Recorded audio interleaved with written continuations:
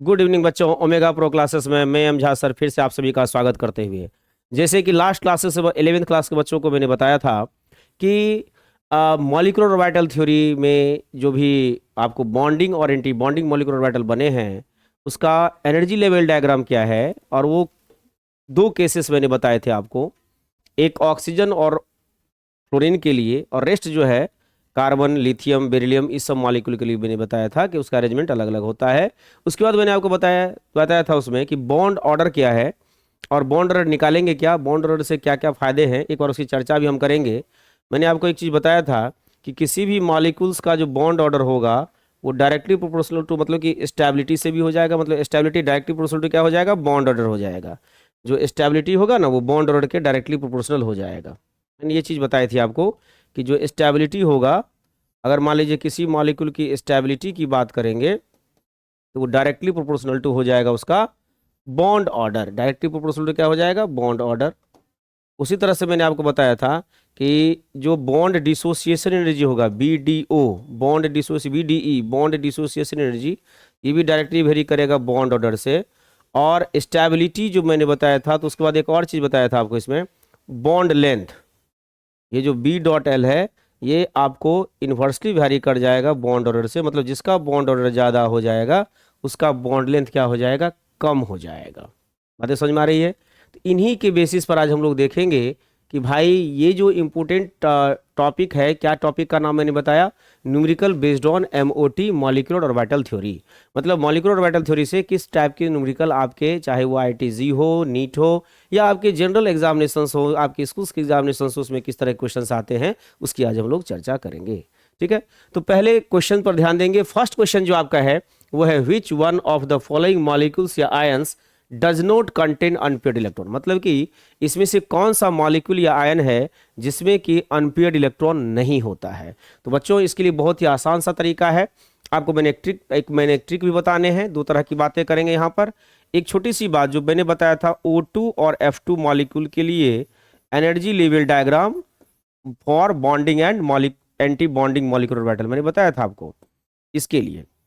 तो इसका जो केस आएगा उसमें आपको मैंने बताया था कि यहाँ पर सिग्मा 1s होगा, सिग्मा एंटी बॉन्डिंग 1s होगा, सिग्मा 2s होगा, और सिग्मा एंटी बॉन्डिंग जो है वो आपका 2s होगा। उसके बाद सिग्मा 2p z होगा, है ना। उसके बाद मैंने बताया होगा पाई 2px, ये डिजेनरेट ऑर्बिटल्स होता है, दोनों की एनर्जी सेम होती है, बराबर पाई 2py। उसके बाद मैंने बताया होगा पाई एंटी बॉन्डिंग 2px बराबर पाई एंटी बॉन्डिंग 2py। और ये जो है लास्ट में मैंने बताया था सिग्मा एंटी बॉन्डिंग 2pz, ये चीज़ है। ठीक है, O2 और F2 मॉलिक्यूल्स के लिए अरेंजमेंट है मॉलिक्यूलर ऑर्बिटल का। अब देखिए दूसरा जो मैंने आपको बताया था वो रेस्ट था आपको लिथियम का था, कार्बन का था, बोरोन का था, बेरिलियम का था। इन सभी मॉलिक्यूल्स के लिए रेस्ट जितने भी मॉलिक्यूल्स हैं, C2 का था, इन सभी मॉलिक्यूल्स के लिए जो है आपको मैंने एक चेंज किया था यहाँ पर, सिग्मा 1s इसमें भी होगा, सिग्मा एंटी बॉन्डिंग 1s यहाँ पर भी होगा, सिग्मा 2s होगा, सिग्मा एंटी बॉन्डिंग 2s होगा। लेकिन यहाँ पर मैंने एक चेंज किया था, क्या किया था कि पाई 2px को मैंने पहले लिया था, पाई 2px equal to pi 2py को पहले लिया था, और यहाँ जो ये सिग्मा 2pz है उसको मैंने बाद में रखा था। ठीक है, और रेस्ट जो काम है आपका वैसा ही है, pi anti bonding 2px equal to pi anti bonding 2py equal, और यहाँ पर था सिग्मा एंटी बॉन्डिंग 2pz, ये एकदम सेम था, इसमें कहीं कोई कंफ्यूजन नहीं था। बात समझ में आ रही है? अब जो है इससे जब हम लोग क्वेश्चंस बनाते हैं तो ध्यान देना है, यहाँ पर दो तरह की बातें हैं। तो अब ये क्वेश्चंस पर जब इसको हम सॉल्व करेंगे तो एक्चुअली में हमको देखना होगा कि किस तरह के ऑर्बिटल का जो एनर्जी लेवल डायग्राम है या अरेंजमेंट है उसका इस्तेमाल करेंगे। यहाँ देखिए ये O2 है, O2 है, यह यहाँ पर भी O2 वाला मॉलिक्यूल है, तो उसके लिए इस एनर्जी लेवल डायग्राम का इस्तेमाल करेंगे। ठीक है, और उसके बाद देखिएगा कि यहाँ पर B2 है और यहाँ N2 प्लस है, तो उसके लिए इसका इस्तेमाल करेंगे, इसमें N2 प्लस भी लिख देते हैं, इसका इस्तेमाल, यहाँ N2 लिख देते हैं, इसका इस्तेमाल करेंगे। ठीक है, अब इसके आधार पर आपको निकालना है भैया कि किस में अनपेयर्ड इलेक्ट्रॉन है और नहीं है। इसका एक ट्रिक भी बताएंगे कि क्या करना चाहिए और क्या नहीं करना चाहिए। तो सबसे पहले देख लेंगे O2 वाले के लिए, एकदम आसान सा सवाल होगा, ध्यान से देखेंगे इसको कैसे बनाया जाए। ये अरेंजमेंट आपको मैंने लास्ट क्लासेस से बताई थी, इसको जरूर दिमाग में रखेंगे ताकि आपको क्वेश्चंस बनाने में कहीं से कोई दिक्कत ना हो। एक और चीज समझाएंगे कि किसी भी मॉलिक्यूल्स में ध्यान रखना है कि 10 से जो या 8 तक जो इलेक्ट्रॉन रहेगा, यहां देखिए इसमें चला जाएगा 2 2 2 4 2 6 2 8, 2 2 4 2 6 2 8, यहां से यहां तक वाला जो ये देख रहे हैं इसको आप के लिख सकते हैं। के का मतलब हो गया कि यहां जो कर रहे हैं ना, पहला जो ऑर्बिटल्स होता है आपने पढ़ा होगा, उसके लिए क्या पहला सेल के लिए क्या लिखते हैं, के लिखते हैं, दूसरा के लिए क्या लिखते हैं, एल लिखते हैं। तो जहां पर भी 8 से ज्यादा हो तो के एल का सिचुएशन ले सकते हैं या के का सिचुएशन हम लोग ले सकते हैं, कहीं कोई दिक्कत नहीं है। अब इसको जब सॉल्व करेंगे देखिए कितनी आसानी से सॉल्व करेंगे, बहुत आसान सा सवाल होगा। आपको मैं एक चीज बताने वाला हूं जो कि बहुत ही महत्वपूर्ण होगा, उस पर थोड़ा सा ध्यान देंगे। जैसे कि पहला जो है O2 2 माइनस है, O2 2 माइनस का मतलब हो गया कि इसमें जो इलेक्ट्रॉन की संख्या हो गई वो 18 इलेक्ट्रॉन होगा। कैसे भैया कि ऑक्सीजन का होता है 8, 8 2 जा 16, अब -2 है, 2 को ऐड कर दीजिए तो 18 इलेक्ट्रॉन है। 18 इलेक्ट्रॉन में आप देखेंगे कि पहला जो 8 इलेक्ट्रॉन है, जैसे कि 1s सिग्मा 1s2 में, सिग्मा 1s में सिग्मा एंटी बॉन्डिंग 1s में, सिग्मा 2s में, सिग्मा एंटी बॉन्डिंग 2s में चला जाएगा। आप देख रहे हैं 2 2 4 2 6 2 8 इलेक्ट्रॉन तो यही खत्म हो जा रहा है। बचाइए, इसको लिखने का सबसे आसान तरीका क्या है, ये फर्स्ट सेल है यहां से यहां तक, इसके लिए हम लोग लेते हैं के, आ रहा है समझ में, और ये भी जो है इसका ये सेकेंड सेल है, तो इसके लिए हम लोग ले सकते हैं के लिख दीजिए, क्योंकि दोनों में बराबर की संख्या निकलती है, तो आप के भी लिख सकते हैं या किसी को मन करे तो आप के एल भी लिख सकते हैं। तो यहाँ से यहाँ तक हम लोग के एल कर लेंगे, मतलब कि 8 इलेक्ट्रॉन मेरा ऑलरेडी हो चुका है। बचा कौन, ये, तो इसमें 8 के बाद इसमें चला जाएगा 2, तो 8 2 10, 10 के बाद जो बचे हुए 18, मतलब 10 के बाद 8 इलेक्ट्रॉन और बच गए हैं, तो यहाँ पर भी 2 और 10 2 12, 12 2 कितना हो गया 14, 14 15 16 17 18, मतलब इसमें भी 2 होगा और इसमें 2 इलेक्ट्रॉन चला जाएगा। अब ध्यान से देखिए इसको, इसमें कहीं पर भी अनपेयर्ड इलेक्ट्रॉन का सिचुएशन दिखाई नहीं दे रहा है। देखिए सारे ऑर्बिटल्स में जहां जहां इलेक्ट्रॉन डिस्ट्रीब्यूट हुआ है सब पर 2-2, क्योंकि एक ऑर्बिटल में मैक्सिमम कितना इलेक्ट्रॉन होता है 2, तो सब पर देखिए 2-2 इलेक्ट्रॉन है। इस पर भी देखिए 2 इलेक्ट्रॉन है, यहाँ पर भी 2 इलेक्ट्रॉन है, यहाँ पर भी 2 इलेक्ट्रॉन है, दैट मीन सारे के सारे पेयर्ड हैं, कहीं पर भी अनपेयर्ड की बात नहीं हो रही है। अब आती है बात इसकी O2 की, इसको भी ध्यान, क्योंकि पहले हम ऑक्सीजन वाला ही काम कर लेते हैं, पहला इसका कर लिया, अब इसका कर लेते हैं, इसका कर लेते हैं। O2 है तो O2 में कितना हो गया 8 2 जा 16, दैट मीन्स आपका 18 इलेक्ट्रॉन वाले नहीं लेकर के अब हम जो कॉन्सेप्ट लगाएंगे 8 2 जा 16 वाला लगाएंगे। यहाँ पर इसको हटाते हैं, ध्यान से देखिएगा O2 की बात कर रहे हैं, O2 में क्या 8 2 जा 16 हो जाएगा, तो समझिएगा। इसके लिए भी लेंगे तो के तो यहाँ पर होगा ही, 8 इलेक्ट्रॉन तो उधर हो ही गया, 8 के बाद ये 10 हो गया, 10 2 12, 12 के बाद आपको 4 ही इलेक्ट्रॉन होता, तो 12 13 14 15 16, मतलब यहाँ तक इलेक्ट्रॉन डिस्ट्रीब्यूट हो जाएगा, इस ऑर्बिटल में इलेक्ट्रॉन नहीं जाएगा। दैट मीन्स ये जो पाई एंटी बॉन्डिंग 2p है इसमें कोई इलेक्ट्रॉन जाने वाला नहीं है, ध्यान से समझिएगा, क्लियर है ना। पाई एंटी बॉन्डिंग में कोई भी इलेक्ट्रॉन आपका नहीं जाएगा, एकदम समझना है, ठीक है। तो आप क्या देख रहे हैं, यहाँ पर भी सारा का सारा पेयर्ड अप इलेक्ट्रॉन है, मतलब ये भी इसमें भी पेयर्ड अप हुआ, उसमें भी पेयर्ड अप हो गया।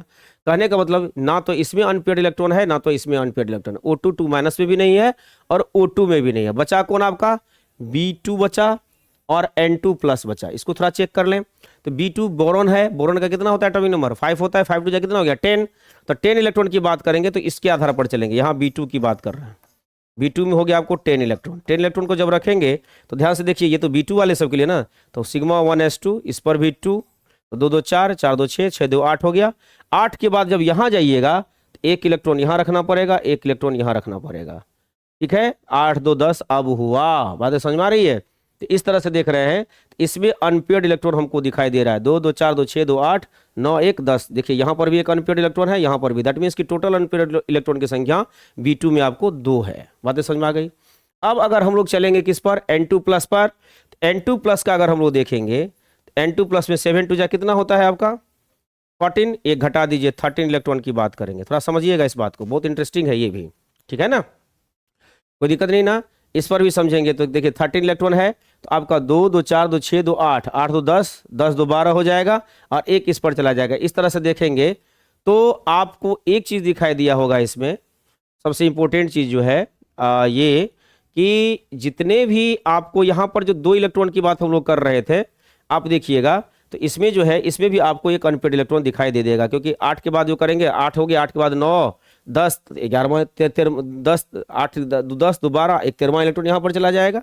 इस तरह से देखेंगे तो N2 पर भी जो है सो अनपेयर्ड इलेक्ट्रॉन है, और O2 यहाँ पर O2 माइनस पर भी O2 माइनस में थे, O2 में भी अनपेयर्ड इलेक्ट्रॉन आपको निकला था एक ठो। तो इसको अगर ध्यान से देखेंगे, अच्छे से बनाएंगे, तो इसके लिए एक शॉर्ट तरीका आपको बताते हैं, समझिएगा इसको क्या करना है, एकदम तुरंत 1 सेकंड में कर लेंगे आप लोग इसको। मैंने सिर्फ आपको बड़ा करके इसीलिए बताया ताकि आप आसानी से उसको समझ सके, जो पीछे वाली बात थी उसको, उसका रिपीटेशन भी हो गया। अब इसको आसानी से आप देख सकते हैं। क्वेश्चन में कह रहा है कि आप उसको ढूंढिए जिसमें अनपेयर्ड इलेक्ट्रॉन नहीं है, does not have unpaired electron, उसको ढूंढ रहा है। तो चलिए उसको ढूंढ लेते हैं आराम से। तो आपको मैंने इसमें दिखलाया था, पहला ए वाला में क्या है, O2 2 माइनस है, मतलब कि 18 इलेक्ट्रॉन की बात करेंगे। मैंने कहा था कि 8 इलेक्ट्रॉन का अरेंजमेंट नहीं करना, उसको आप के भी कर सकते हैं। एक के में 2 इलेक्ट्रॉन था, 4 इलेक्ट्रॉन था ना, तो एक के कर दिए यहाँ पर। तो के ले लीजिए, 2 के मतलब कि 4 4 8 हो गया, क्योंकि सिग्मा 1s में 2 गो, सिग्मा एंटी बॉन्डिंग में 2 2 4, तो सिग्मा 2s में भी 2 गो, और सिग्मा एंटी बॉन्डिंग में भी 2 गो होता, 4 उधर भी हो गया, 4 4 8 8 इलेक्ट्रॉन। मतलब एक के जो है ये 4 इलेक्ट्रॉन को रिप्रेजेंट करता है, याद रखना है। बातें समझ में आ गई? आपको समझाने के लिए मैंने लिखा है। अब O2 में यहाँ क्या शुरू हो जाएगा, यहाँ पर जो O2 वाला केस होता है, तो अभी कुछ देर पहले बताए थे कि यहाँ पर शुरू हो जाता है सिग्मा 2pz। तो अब इसमें 8 इलेक्ट्रॉन हो गया तो 2 रख देंगे, 8 10 हो गया। उसका मतलब पाई 2px equal to pi 2py। तो यहाँ मैंने बताया था एक एक इलेक्ट्रॉन भरना है। 8 2 10 हो गया, 10 1 11 हो गया, 11 1 12 हो गया, 12 1 13, 13 1 14 इलेक्ट्रॉन हो गया। अब जो यहाँ शुरू हो जाएगा 14 इलेक्ट्रॉन तो यहाँ पर हो गया। अब इसके बाद जो हम लोग शुरू करने वाले हैं, 14 इलेक्ट्रॉन हो गया, इसके बाद शुरू हो जाएगा इसका पाई एंटी बॉन्डिंग 2px बराबर पाई एंटी बॉन्डिंग 2py। क्लियर है? ये जितना ज़्यादा प्रैक्टिस होगा बहुत जल्दी आप बनाएंगे, है ना। तो 14 इलेक्ट्रॉन हो गया, 14 के बाद ये 15, ये 16, पेयर्ड अप करेंगे चूंकि 2 इलेक्ट्रॉन है, 17, और ये कितना हो गया 18। कोई अनपेयर्ड इलेक्ट्रॉन है इसमें? नहीं है। मतलब ये पहला जो है इसमें कोई अनपेयर्ड इलेक्ट्रॉन आपको दिखाई नहीं दे रहा है। फिर भी हम चेक कर रहे थे, तो B2 में भी देखिए अनपेयर्ड इलेक्ट्रॉन निकला, N2 में भी निकला, O2 में। तो इसी तरह से आसानी से इसको आप चेक कर सकते हैं, कहीं कोई दिक्कत नहीं होगा। B2 का देखेंगे, B वाला देख लीजिए, B2 है, B2 का मतलब हो गया 10 इलेक्ट्रॉन। यहाँ अरेंजमेंट थोड़ा सा इस तरह से होगा, के यहाँ पर भी लिखेंगे। बचा कितना आपको, 4 4 8 हो ही नहीं गया, बचा कितना 1 इलेक्ट्रॉन। तो इसमें मैंने कहा था कि इसका जो स्टार्ट होता है, तो सिग्मा जो है ये वाला 2pz ये आगे जाएगा, और ये पाई 2px वाला जो है ये इसकी जगह पर चला जाएगा। इस तरह का अरेंजमेंट होता है। बातें समझ में आ रहा है? किसके लिए? B2 के लिए, N2 के लिए, Li2 के लिए, Be2 के लिए, इन सब केसेस में। तो देखिए यहाँ पर के किए, तो यहाँ पर स्टार्ट हो जाएगा पाई 2px equal to pi 2py। अब के का मतलब क्या हुआ, 8 इलेक्ट्रॉन आप डिस्ट्रीब्यूट कर चुके हैं, बचा कितना 2 इलेक्ट्रॉन, तो एक जाएगा, क्योंकि डिजेनरेट है तो एक एक करके भरेंगे, तो एक जाएगा इसमें और एक जाएगा इसमें। बातें समझ में आ गई? तो देखिए अनपेयर्ड हो गया, क्योंकि यहाँ पर 2 इलेक्ट्रॉन होना चाहिए, एक ही ना आया, तो ये अनपेयर्ड इलेक्ट्रॉन एक यहाँ निकला ना, 2 अनपेयर्ड इलेक्ट्रॉन की संख्या, दैट मींस इसमें अनपेयर्ड इलेक्ट्रॉन है। क्लियर हो गया? पहला वाला में जो था इसमें अनपेयर्ड इलेक्ट्रॉन नहीं है, इसमें नॉट हैव अनपेयर्ड इलेक्ट्रॉन, इसमें तो कोई अनपेयर्ड इलेक्ट्रॉन नहीं है, नॉट हैव अनपेयर्ड इलेक्ट्रॉन, इसमें कोई अनपेयर्ड इलेक्ट्रॉन नहीं है। इसमें देखिए हैव 2 अनपेयर्ड इलेक्ट्रॉन, इसमें 2 अनपेयर्ड इलेक्ट्रॉन है, हैव 2 अनपेयर्ड इलेक्ट्रॉन, इसमें तो है। क्लियर हो गया? अब उसी तरह से चेक कर लेते हैं N2 प्लस को ही, बहुत आसानी से हो जाएगा। C नंबर का चेक कर लीजिए, N2 प्लस का। N2 प्लस का मतलब क्या हो गया, 7 2 जा 30 कितना होता है 14, एक पॉजिटिव चार्ज है, घटा दीजिए, कितने इलेक्ट्रॉन का डिस्ट्रीब्यूशन करना है 13 का, दैट मींस 10 इलेक्ट्रॉन का डिस्ट्रीब्यूशन करना है। क्लियर है ना? तो यहाँ पर भी के लिखिए, आपको आसान कर दिए। आप जो बार बार लिखते हैं sigma 1s, sigma anti bonding 1s, वो नहीं लिखना है, उसके जगह के लिख देना है। अब ये देखिए इसके केसेस में भी होगा, तो यहाँ शुरू हो जाएगा क्या, पाई 2px equal to pi 2py। ध्यान से देखिएगा, आपने क्या किया, 8 इलेक्ट्रॉन आपका हो गया, 8 के बाद ये हो गया 9, ये हो गया 10, ये हो गया 11, ये क्या हो गया इसका 12 हो गया। अब इसके बाद जो शुरू होता, मैंने कहा था ना कि पाई 2px इसमें पहले रहेगा और सिग्मा 2pz क्या हो जाएगा, बाद में आ जाएगा।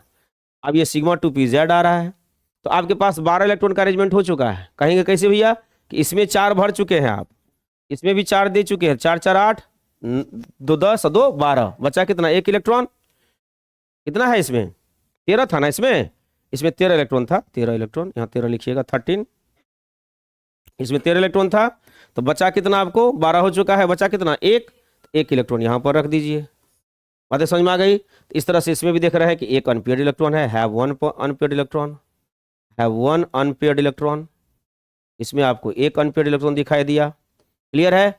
अब उसी तरह से O2 का करेंगे। O2 का बहुत आसानी से हम इस साइड में कर देते हैं।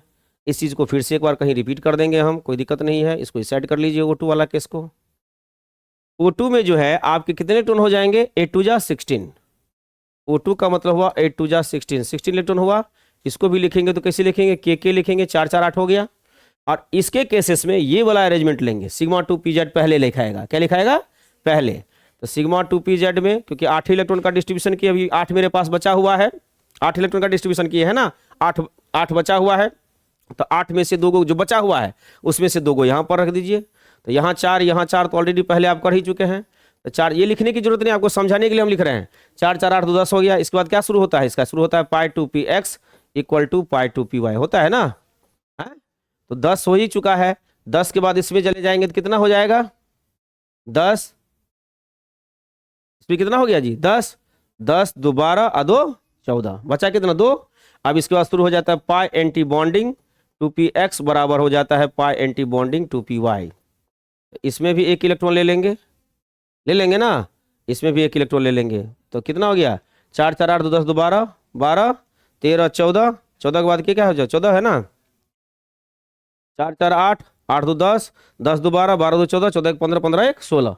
इसमें कितने अनपेयर्ड इलेक्ट्रॉन निकल रहे हैं आपको? Have 2 unpaired electron, have 2 unpaired electron, 2 unpaired electron. तो इस तरह से आपने देखा कि आपके जो हैं बी में भी अनपेयर्ड इलेक्ट्रॉन है, सी में भी है और डी में भी आपका अनपेयर्ड इलेक्ट्रॉन आ रहा है। किसमें नहीं हुआ था? ए वाले में। सर से सही ऑप्शन क्या हो जाएगा आपका? ए हो जाएगा। ए जो हो गया ये आपका सबसे सही ऑप्शन हुआ। बातें समझ में आ गई ना? इसको हटा दीजिए, नहीं तो आप समझेंगे सही ऑप्शन ये है। ये आपका सबसे सही ऑप्शन है जो कि मैंने पहले लगाया था। बातें समझ में आ गई? ये बहुत ही आसान तरीका होता है, जब प्रैक्टिस हो जाएगा तो छोटा छोटा इलेक्ट्रॉनिक कन्वर्सेशन करके आप इसको आराम से सॉल्व कर सकते हैं, कहीं कोई दिक्कत की बात नहीं है। तो आंसर कौन सा हो गया? O2 2 माइनस, इसमें आपको कोई अनपेयर्ड इलेक्ट्रॉन नहीं है। B2 में कितना अनपेयर्ड इलेक्ट्रॉन दिखाई दिया था आपका? 2। N2 प्लस में कितना इलेक्ट्रॉन दिखाई दिया है? 1। और O2 जो है उसमें आपको इलेक्ट्रॉन अनपेयर्ड दिखाई दिया 2। क्लियर है ना? तो इस तरह से हमको क्वेश्चन में कहना क्या था? डज नॉट कॉन्टेंट, किसके पास नहीं है? क्या नहीं है? Unpaired electron. तो O2 2 माइनस के पास कोई अनपेयर्ड इलेक्ट्रॉन नहीं है। क्लियर हो गया? एक क्वेश्चन समझ में आ गई बातें। नेक्स्ट क्वेश्चन पर हम लोग चलेंगे, बहुत ही आसान सा क्वेश्चन होगा। अब कह रहा है which of the following species exhibit diamagnetic behaviour. तो मैंने लास्ट क्लास में बताया था कि वो स्पीशीज जिसमें अनपेयर्ड इलेक्ट्रॉन नहीं हो वो डायमैग्नेटिक नेचर का होता है। किसका नेचर का होता है? डायमैग्नेटिक नेचर का होता है, जिसमें अनपेयर्ड इलेक्ट्रॉन ना हो, मतलब सारे के सारे क्या हो? पेयर्ड इलेक्ट्रॉन हो। क्लियर है? तो अभी देखिए कुछ देर पहले मैंने चेक किया, ये तो ऑलरेडी क्वेश्चन में चेक्ड है, इसमें अनपेयर्ड इलेक्ट्रॉन था।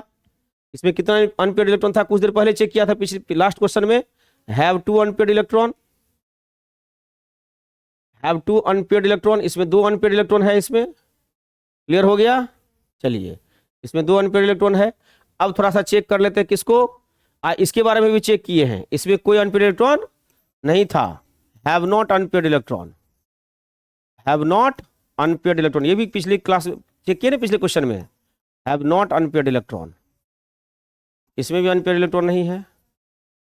अब बचा कौन? O2 plus. O2 प्लस को भी चेक कर लेते हैं। O2 प्लस का जब हम लोग करेंगे तो O2 प्लस में क्या हो जाएगा? इलेक्ट्रॉन की संख्या 8 दूना 16, एक पॉजिटिव घटा दीजिए 15 इलेक्ट्रॉन होगा, 15 होगा ना। इसका भी जब इसी लिखेंगे तो के करना पड़ेगा। के का मतलब 4 4 8 हो गया। ये स्टार्ट होगा सिग्मा 2pz से, सिग्मा 2pz, इसमें 2 इलेक्ट्रॉन रख दीजिए, 8 2 10 हो गया। उसका तो पाई 2px बराबर पाई 2py, तो 10 10 2 12 12 2 14 हो गया। उसके बाद पाई एंटी बॉन्डिंग स्टार्ट होगा 2px equal to pi anti bonding 2py। Clear है? तो इसमें आपको एक इलेक्ट्रॉन रख दीजिए। तो इस तरह से आपने देखा कि इसमें एक अनपेयर्ड इलेक्ट्रॉन है। क्लियर है? इसमें अनपेयर्ड इलेक्ट्रॉन की संख्या कितनी हो गई? 1 अनपेयर्ड इलेक्ट्रॉन। कितना है इसमें? 1 unpaired electron, unpaired electron. Clear हो रहा है ना? एक अनपेयर्ड इलेक्ट्रॉन है। अब बचा NO। NO का जब निकालेंगे तो इसमें इलेक्ट्रॉन की संख्या देखिएगा, तो नाइट्रोजन का 7 होता है और ऑक्सीजन का कितना होता है? 8। तो 7 + 8 कितना हो जाएगा आपको? 15 हो जाएगा।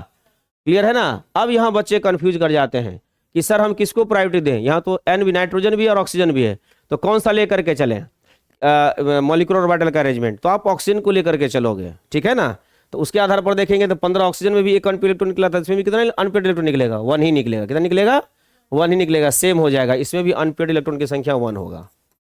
Have 1 unpaired electron, have 1 unpaired electron. Clear हो गया? हैव 1 अनपेड इलेक्ट्रॉन, इसमें भी वही निकलेगा। तो आपने देखा कि ये जो बी है, सी है और डी है, सब में अनपेड इलेक्ट्रॉन है, सिर्फ एक में अनपेड इलेक्ट्रॉन नहीं है, वो क्या है? O22 minus. इसका मतलब है कि O22 माइनस जो है ये डायमैग्नेटिक बिहेवियर को शो करेगा। लास्ट क्लासेस में मैंने बताया था कि जिसमें अनपेड इलेक्ट्रॉन होगा वो पैरामैग्नेटिक होगा, और जिसमें कोई अनपेड इलेक्ट्रॉन नहीं होगा वो डायमैग्नेटिक होगा। क्लियर है? इसका मतलब है कि ये आपका डायमैग्नेटिक है। क्लियर हो गया? इसमें कोई अनपेड इलेक्ट्रॉन नहीं है। क्लियर हो गया? अब देखिए आगे नेक्स्ट क्वेश्चन देख लीजिए ध्यान से। अब इसमें कह रहा है which of the following species is paramagnetic. खैर आई थिंक कि आप लोग अब खुद से बना लेंगे इसको कि कौन पैरामैग्नेटिक है। बातें समझ में आ रही है कि नहीं आ रही है? आसानी से देखिएगा। तो आई थिंक कि पहला O2 माइनस का तो हम लोग एक जगह नहीं, अभी इसका काम नहीं किए हैं। तो पहला जो है ए में ये है O2 माइनस।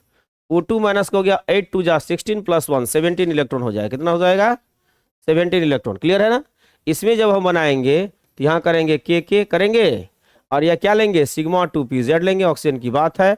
4 4 8 तो 10 इलेक्ट्रॉन हो गया। पाई 2px बराबर हो जाएगा पाई 2py। अब देखिए आपके पास अभी 10 इलेक्ट्रॉन का अरेंजमेंट हुआ, 7 इलेक्ट्रॉन अभी भी है, तो 2 इसमें डाल दीजिए, 2 इसमें डाल दीजिए। अब कितना हो गया? 14 हो गया ना? 4 4 8 तो 10 2 12 तो 14 हो गया। अब क्या निकलेगा? पाई एंटी बॉन्डिंग 2px बराबर पाई एंटी बॉन्डिंग 2py निकलेगा ना? तो अब देखिए 14 के बाद इसमें करेंगे 1 15, ये 16 और ये क्या हो गया? 17। इस तरह से देख रहे हैं। यहाँ पर एक अनपेड इलेक्ट्रॉन दिखाई दे रहा है कि नहीं दिख रहा है? दिख रहा है ना? तो इसमें अनपेड इलेक्ट्रॉन है, मतलब ये पैरामैग्नेटिक है। इसमें कह रहा है which of the following is paramagnetic, ये पैरामैग्नेटिक हो गया। ये जो है कैसा? इसमें कितना अनपेड इलेक्ट्रॉन है? आपको 1 अनपेड इलेक्ट्रॉन है। हैव 1 अनपेड इलेक्ट्रॉन, इसमें 1 अनपेड इलेक्ट्रॉन हो गया। प्रैक्टिस हो जाएगी तो फटाफट बनता है ये, कोई दिक्कत नहीं होगा। दूसरा बी वाला में चलिए। बी बराबर है Cn माइनस। Cn माइनस का मतलब क्या हो गया? 6 हो गया कार्बन का और 7 होता है नाइट्रोजन का। तो 6 + 7 कितना हो गया आपको? 6 + 7 हो गया 13। एक नेगेटिव चार्ज है, मतलब 14 इलेक्ट्रॉन, 14 इलेक्ट्रॉन होगा ना। इसका जब अरेंजमेंट करेंगे तो इसमें कार्बन नाइट्रोजन वाला करेंगे तो यहाँ पर क्या करेंगे? के यहाँ पर भी करना होगा। तो यहाँ शुरू होगा पाई 2px बराबर पाई 2py से। कहाँ शुरू होगा? पाई 2px बराबर पाई 2, 4 4 8 हो गया ना? 8 2 10, 10 2 12, उसके बाद सिग्मा 2pz स्टार्ट होगा। 2 इलेक्ट्रॉन यहाँ पर रख दीजिए, 14 का 14 हो गया। कोई अनपेड इलेक्ट्रॉन नहीं है। हैव नॉट अनपेड इलेक्ट्रॉन, इसमें अनपेड इलेक्ट्रॉन नहीं है। Have not unpaired electron, have not unpaired electron, इसमें कोई अनपेड इलेक्ट्रॉन आपका नहीं है। क्लियर हो गया? उसी तरह से आप चलेंगे हम लोग किस पर? सी नंबर पर। सी में क्या है? CO है। CO का मतलब हो गया कार्बन मोनोऑक्साइड। कार्बन का कितना होता है? 6। ऑक्सीजन कितना होगा? 8 800 कितना हो जाएगा? 14 हो जाएगा ना? तो 14 इलेक्ट्रॉन ले लीजिए। यहाँ पर ऑक्सीजन वाले को प्रायोरिटी देंगे हम लोग। के कर दिए। यहाँ सिग्मा 2pz स्टार्ट होगा। 2 इलेक्ट्रॉन, 4 4 तो 10 हो गया। उसके बाद पाई 2px बराबर कितना हो गया? पाई 2py। तो 10 के बाद ये हो जाएगा 11 12 13 14, मतलब इसमें भी 2, इसमें भी 2। कोई अनपेड इलेक्ट्रॉन है? नहीं है। Have not unpaired electron. बातें समझ में आ गई? हैव नॉट अनपेड इलेक्ट्रॉन, इसमें भी नहीं है अनपेड इलेक्ट्रॉन। क्लियर हो गया? दैट मीन्स कि ये भी सिर्फ पहला वाला में अनपेड इलेक्ट्रॉन दिखाई दे रहा है। लास्ट का डी वाला केस देख लीजिएगा। ये कितना है? NO+ है ना? NO+ का मतलब कितना हो गया? 8 7 15, 1 14। NO+ है। ऑक्सीजन का कितना होता है? 8। नाइट्रोजन कितना होता है? 7। 8 7 15, एक पॉजिटिव चार्ज है, घटा दीजिए 14। कॉन्सेप्ट लेंगे इसी का। 14 हो गया ना? ऑक्सीजन को प्रायोरिटी देंगे ना, के लिखेंगे। यहाँ सिग्मा 2pz लिखाएगा। 2 इलेक्ट्रॉन, 8 तो 10 हो गया। पाई 2px बराबर हो जाएगा पाई 2py। 10 के बाद हो जाएगा 11 12 13 14, मतलब यहाँ पर भी 2 इलेक्ट्रॉन होगा और यहाँ पर भी 2 इलेक्ट्रॉन। इसमें भी आपको अनपेड इलेक्ट्रॉन नहीं है। Have not unpaired electron. Clear होगी बातें? दैट मीन्स कि आपने देखा जिसमें अनपेड इलेक्ट्रॉन नहीं होता है वो डायमैग्नेटिक, और जिसमें है वो क्या होता है? पैरामैग्नेटिक। तो किसमें अनपेड इलेक्ट्रॉन है? नंबर 1 में, ए में। इसका मतलब ये हो गया आपको पैरामैग्नेटिक। क्लियर हो गया? क्लियर हो गया कि नहीं हो गया? इसको अच्छे से बनाइए और चेक करिए बना करके, ठीक है। आता है तो अच्छी बात है, फिर भी आप चेक कर लेते हैं तो बेहतर होगा। एक के बदले आपने 4 क्वेश्चन यहाँ पर सॉल्व किया। क्लियर हो गया? बहुत ही इंपॉर्टेंट है, इसको ध्यान से देखेंगे। हो गया? क्लियर है? अब देखिए नेक्स्ट क्वेश्चन नंबर, क्या आपको ये 4 वाला देख लेंगे। इस तरह से आपने देखा कि 4 क्वेश्चन यहाँ पर हम लोग कर रहे हैं। क्वेश्चन क्या कह रहा है, which one of the following है शॉर्टेस्ट बॉन्ड लेंथ, मतलब किसका बॉन्ड लेंथ सबसे छोटा होता है।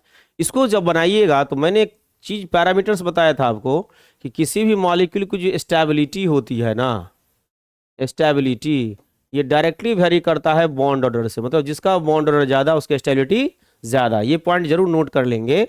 उसके बाद मैंने बताया था बॉन्ड डिसोसिएशन एनर्जी BDE, जिसका बॉन्ड ऑर्डर ज्यादा उसका बॉन्ड डिसोसिएशन एनर्जी भी ज्यादा होगा, ठीक है। उसके बाद मैंने लिखा था बॉन्ड लेंथ, तो बॉन्ड लेंथ में इनवर्स का रिलेशन होता है, जिसका बॉन्ड ऑर्डर ज्यादा हो जाएगा उसका बॉन्ड लेंथ हो जाएगा कम, क्योंकि बॉन्ड लेंथ कम होगा तभी आपका बॉन्ड डिसोसिएशन एनर्जी ज्यादा होगा। क्लियर है ना? समझ में आया इस कॉन्सेप्ट से? दैट मीन्स इस क्वेश्चन को जब हम लोग बनाएंगे तो इस ट्रिक का ये जो अभी बताया है ये फॉर्मूला, इसका हम लोग इस्तेमाल करेंगे। Bond length inversely proportional to bond order, किसका इस्तेमाल करेंगे? Bond length inversely proportional to bond order का इस्तेमाल करेंगे। बातें समझ में आ रही है? तो यहां पर जो केस है उसको ध्यान से देखना है कि भाई किसका कम हुआ और किसका ज्यादा हुआ। तो अभी जो है पहले क्या करेंगे, सबका हम लोग बॉन्ड ऑर्डर निकालेंगे। जैसे ये N2 2 माइनस है, N2 2 माइनस में इलेक्ट्रॉन की संख्या देखेंगे तो 7 2 जा कितना होता है 14, 2 नेगेटिव तो 2 जोड़ दीजिए, 14 + 2 16 हो जाएगा। इसमें भी के लिखेंगे आप।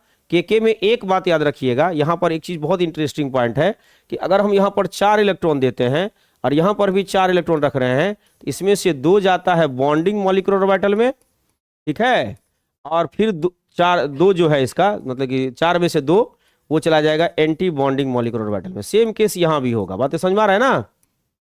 कोई दिक्कत? यहां भी 4 है तो 2 चला जाएगा बॉन्डिंग वाला में और 2 कहां चला जाएगा आपको एंटी बॉन्डिंग में। ये कॉन्सेप्ट दिमाग में रखना है, ये दिमाग में सेट कर लीजिए कि अगर मान लीजिए के मतलब मैंने यहाँ के लिखा तो 4 इलेक्ट्रॉन करते, पहला के में 4 है तो 2 बॉन्डिंग में 2 एंटी बॉन्डिंग में, दूसरा के में 4 है तो 2 बॉन्डिंग में 2 एंटी बॉन्डिंग में। अगर ध्यान से देखा जाए तो के में टोटल बॉन्डिंग हो गया 4 और टोटल एंटी बॉन्डिंग कितना हो गया 4। क्लियर हो गया? 8 समझ में आ रहा है कैसे हो गया 8? क्लियर है? अब यहां जब शुरू करेंगे तो आपको बताया था ये शुरू हो जाता है π2px से, तो π2px बराबर लिखेंगे π2py। अभी आपके पास 8 इलेक्ट्रॉन का डिस्ट्रीब्यूशन हुआ है, 8 बचा हुआ है तो 2 यहाँ 2 यहाँ 4 तो रख ही सकते हैं ना। क्लियर हो गई? उसके बाद होगा σ2pz, तो यहाँ पर σ2pz में भी 2 इलेक्ट्रॉन को रख दीजिए। तो कितना हो गया 4 4 8 तो 10 2 2 12 12 2 14 इलेक्ट्रॉन हो गया। अब जो करेंगे तो शुरू होगा आपको पाई एंटी बॉन्डिंग 2px बराबर पाई एंटी बॉन्डिंग 2py। क्लियर है ना? ध्यान से देखिएगा। तो अभी 14 इलेक्ट्रॉन का डिस्ट्रीब्यूशन हो चुका है तो 14 के बाद ये हो जाएगा 15, 14 के बाद क्या हो जाएगा ये 15 और ये क्या हो जाएगा आपका 16। इसमें देखिए 2 अनपेयर इलेक्ट्रॉन भी है। क्लियर है ना? अब यहाँ पर एक काम करिए, इसका बॉन्ड ऑर्डर निकालना है तो बॉन्ड ऑर्डर निकालने के लिए NB लिखते हैं। NB क्या होता है? Number of electron in bonding molecular orbital, ठीक है। के मिला करके कितना बॉन्डिंग में हो गया 4। 4 के बाद ये भी देखिए बॉन्डिंग है क्योंकि स्टार नहीं लगा हुआ है, 4 2 6 6 2 8 8 2 10। अरे समझ में ना? तो 10 हो गया बॉन्डिंग में। अब एंटी बॉन्डिंग में निकालेंगे तो यहाँ 2 2 4 है, 4 है ना यहाँ पर, के मिला करके 2 यहाँ 2 यहाँ एंटी बॉन्डिंग का 4 हो गया ना। 4 के बाद एंटी बॉन्डिंग स्टार वाला देखिए यहाँ पर भी 1 4 1 5 1 6 6 हो गया एंटी बॉन्डिंग में। तो इसका क्या करेंगे हम लोग बॉन्ड ऑर्डर निकालेंगे। Bond order is equal to होता है 1/2 into NB minus NA, NB minus NA। तो क्या करेंगे 1/2 इंटू 10 - 6 कर लेंगे तो 10 - 6 का मतलब हो गया 4। तो इसको कट करेंगे तो कितना निकलेगा 2। दैट मीन्स इसका बॉन्ड ऑर्डर निकला 2। बातें समझ में आ गई? क्लियर है ना? है? अब एक ट्रिक बताते हैं, कितनी आसान सी भाषा में बता रहे हैं आपको, थोड़ा समझना भी है। अब क्या है O2 वाला बात है। तो O2 में कितना इलेक्ट्रॉन होता है 16 होता है। O2 का भी देख लेंगे हम लोग, O2 का भी निकाल लेंगे। अब डायरेक्ट करेंगे हम, ये NB NA नहीं लिखेंगे, डायरेक्ट काउंट करके लिख देंगे। क्लियर है? अब देखिए B में करते हैं, ये O2 है तो 8 2 जा कितना हो गया 16। इसका निकालेंगे तो के। क्लियर है? यहाँ हो जाएगा σ2pz 4 4 8 8 तो 10 हो गया। π2px बराबर π2py 10 हो चुका है। तो इसमें भी 2 इलेक्ट्रॉन डालिए, इसमें भी 2 डालिए तो 2 2 4 2 6 6 8 6 14 हो गया। बचा क्या, पाई एंटी बॉन्डिंग 2px बराबर पाई एंटी बॉन्डिंग 2py। ठीक है, तो बचा हमारे पास कितना, 14 इलेक्ट्रॉन हो गया, तो ये 15वां हो गया, ये 16वां इलेक्ट्रॉन हो गया। इस तरह से यहाँ पर भी देखिएगा तो सेम केस होगा। यहाँ पर के मिलाकर कितना होता है, 2 2 4 बॉन्डिंग में 4, और 4 के बाद 2 6, 6 2 8 और 2 10 हो गया ना। तो यहाँ पर भी NB निकलेगा 10 और Na कितना निकलेगा आपको 6। क्लियर है ना, Na कितना निकलेगा 6। सेम होगा N2 2 की तरह ये होगी, ये भी होगा। इसका अगर बॉन्ड ऑर्डर निकालेंगे तो ये हो जाएगा 1/2 into NB minus Na। Clear है, तो यहाँ करेंगे तो ये भी कितना निकलेगा 1/2, 10 में से 6 गया तो 4, तो 4 यहाँ कर दीजिए, दैट इज इक्वल टू कितना निकलेगा आपका 2। इसका भी बॉन्ड ऑर्डर 2 ही निकल रहा है। बचा C2 2-, इसका अगर करेंगे तो 6 2 12 2 14 इलेक्ट्रॉन हो जाएगा। कितना हो जाएगा, तो आप क्या देख रहे हैं कि 8 के बाद हम जो बात कर रहे हैं यहाँ पर 14 इलेक्ट्रॉन की बात कर रहे हैं। जैसे अभी नहीं देखा 16 में 10 जगह बॉन्डिंग में, 6 कहाँ के लगे एंटी बॉन्डिंग में, यहाँ 14 है तो जरूर है 10 जाएगा बॉन्डिंग में, 4 कहाँ जाएगा एंटी बॉन्डिंग में। बातें समझ में आ रही कि नहीं आ रही है, क्योंकि 8 के बाद करेंगे तो वहाँ थोड़ा चेंज होता है, तो 8 2 10 हो जाएगा। यहाँ देखिए नाइट्रोजन वाला है ना, इसी पर लेकर के चलिए, 8 यहाँ हो गया, 8 2 10, 10 2 12, 12 हुआ ना, अब 12 2 कितना हो जाएगा 14 हो जाएगा ना।